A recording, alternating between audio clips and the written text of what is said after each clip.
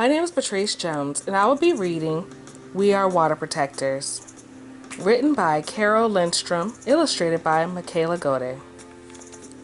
Water is the first medicine, Nokomis told me.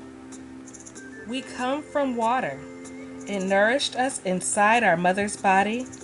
As it nourishes us here on Mother Earth, water is sacred, she said.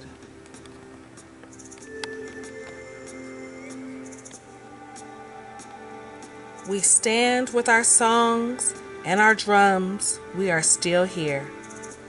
The river's rhythm runs through my veins, runs through my people's veins.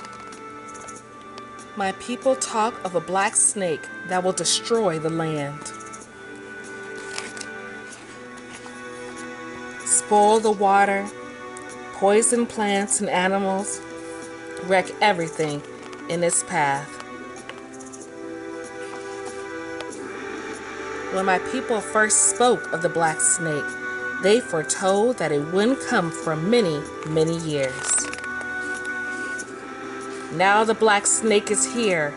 Its venom burns the land, courses through the water, making it unfit to drink. Take courage. I must keep the black snake away from my villagers' water.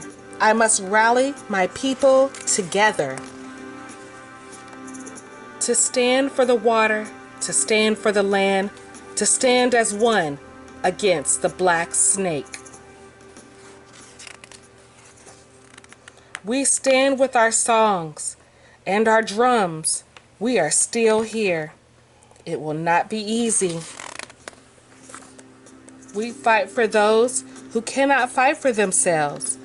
The winged ones, the crawling ones, the four-legged, the two-legged, the plants, trees, rivers, lakes. The earth. We are all related.